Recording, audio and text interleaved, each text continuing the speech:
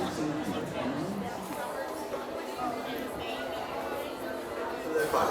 cuida a los pequeñitos.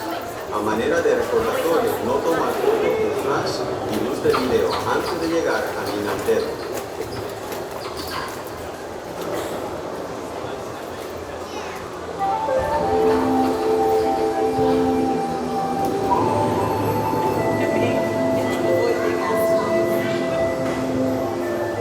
Welcome to a voyage of discovery and awareness of the richness, the diversity, the often surprising nature of living with the land.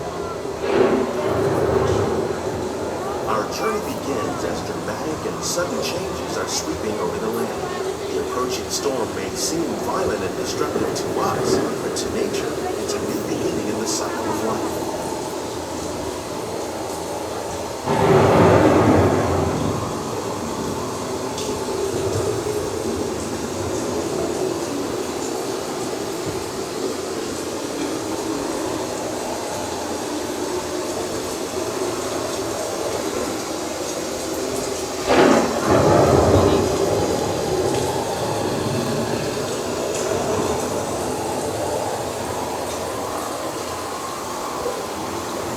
The surface of the land, roots trap water from the flowing mud, extracting precious nutrients and minerals. These elements, when combined with sunlight, create the diverse living systems of our planet.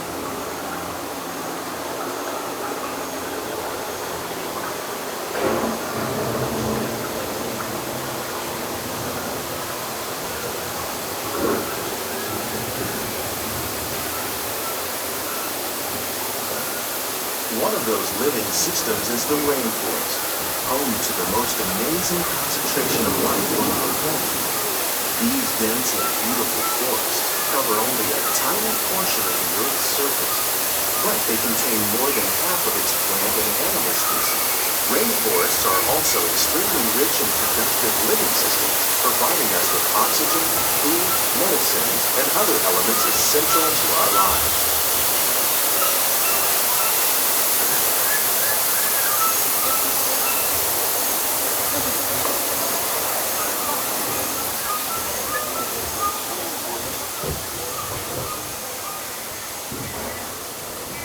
In the desert, nature has created a very different, but no less beautiful living system. And while this arid landscape may seem lifeless, it is very much alive. The plants and animals that have learned to survive in these harsh conditions make use of what little water they can find and avoid the scorching rays of the relentless sun.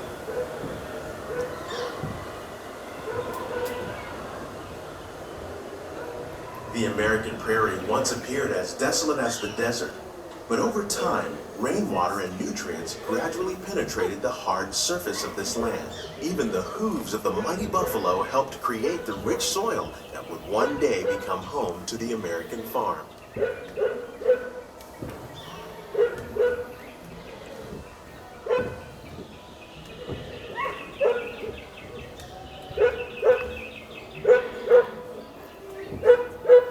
Of all the forces at work on the land, humans have had one of the most profound effects. The need to produce food for a growing world led to the enormous use and sometimes overuse of the land.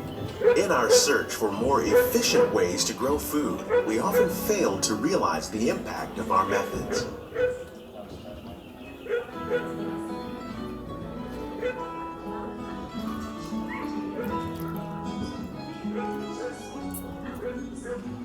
Today, we're learning to live with the land, discovering better ways to grow food that will assure both human and environmental well-being. In Japan, we're learning that by mixing leaves and other living materials into our soil, we can make farmland more fertile without looking for chemicals. Here at EPCOT, we're learning to reduce the need for chemical pesticides by breeding and using natural predators, like ladybugs and wasps, to control pests. In the farmlands across America, we're learning that by plowing under vegetation containing natural fertilizers, we can enrich the soil without the use of chemicals. In arid regions, we're learning to produce food on desert seacoasts by developing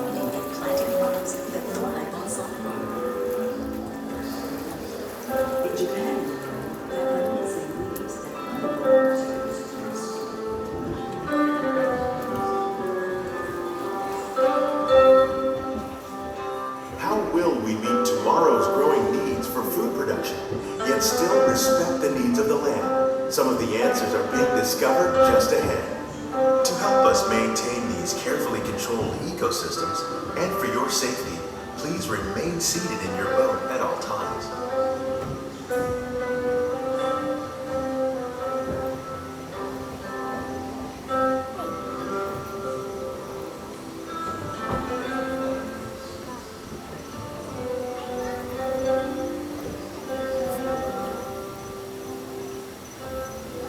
Welcome to our Glimmering Greenhouses, where scientists from EPCOT and the U.S. Department of Agriculture illuminate the wondrous gifts we receive from the land. Join us as we ring in the most bountiful time of the year.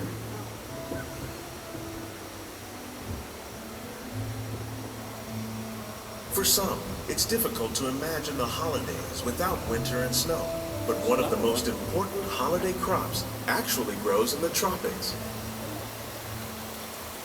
For centuries, farmers in Central America have cultivated cacao to make chocolate. In fact, cacao is chocolate's main ingredient. Today, people around the world are able to enjoy a variety of sweets and keep warm with a cup of hot cocoa, thanks to this tropical plant.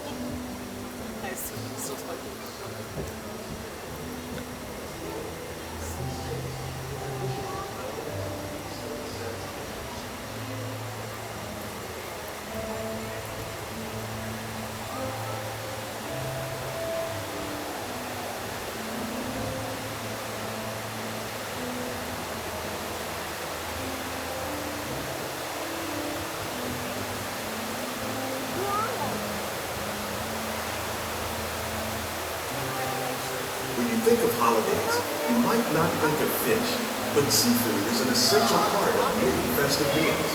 In parts of southern Italy, family and friends gather once a year to celebrate Glimmering with a 7-course seafood dinner. Tilapia, bass, and shrimp, like the ones raised here, using our sustainable water systems, make up just some of the dishes served during this grand meal. Today, in the United States, the tradition is known as the Feast of the Seven Fishes.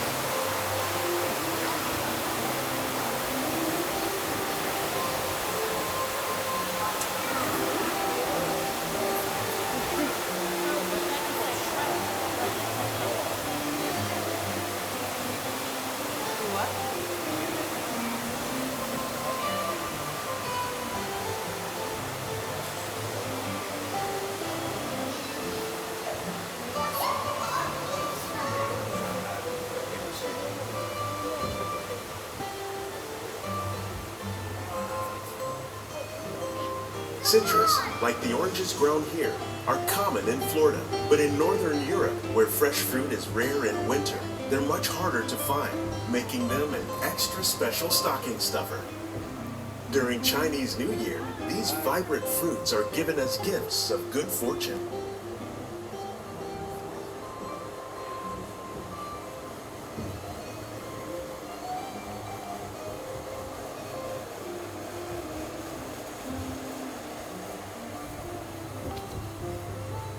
They say it's better to give than to receive.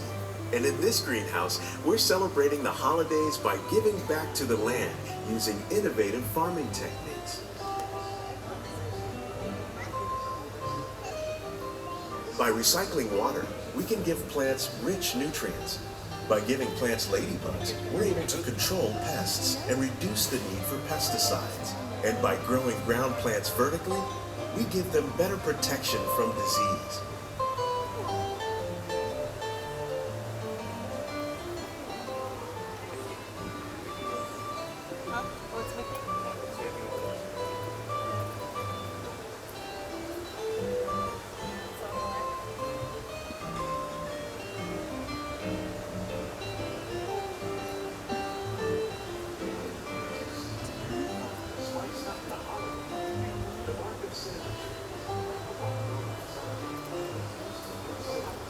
these gifts, our plants can grow an abundance of festive vegetables.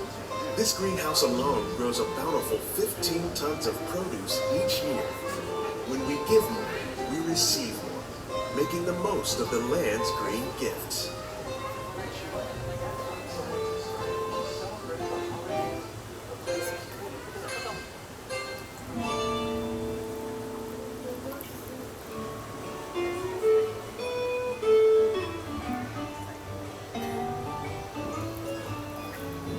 Many of the plants you see here help spice up the holidays. The bark of cinnamon trees, like the one growing beside you, is used to make cinnamon sticks. Do you like eggnog? You can thank nutmeg for its signature taste. Other spices, like ginger and vanilla, add flavor to a variety of holiday cookies, cakes, and other delights. By cultivating these festive plants with care and good cheer, EPCOT scientists are able to celebrate the holidays with the land's many gifts.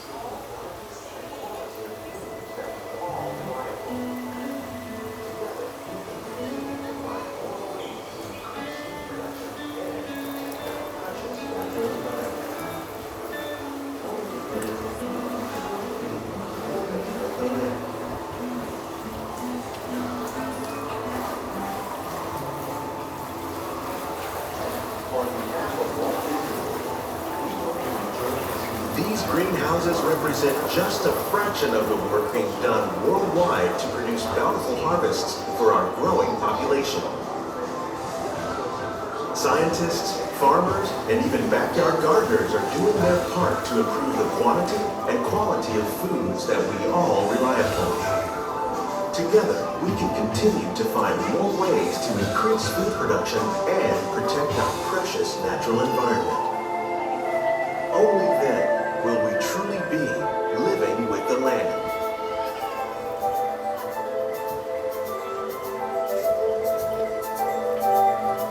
On behalf of Walt Disney World, we hope you've enjoyed this unique journey through our living laboratories. If you'd like a closer look, then check out the Behind the Scenes walking tour. It's a chance for the whole family to get up close and personal with the plants and growing techniques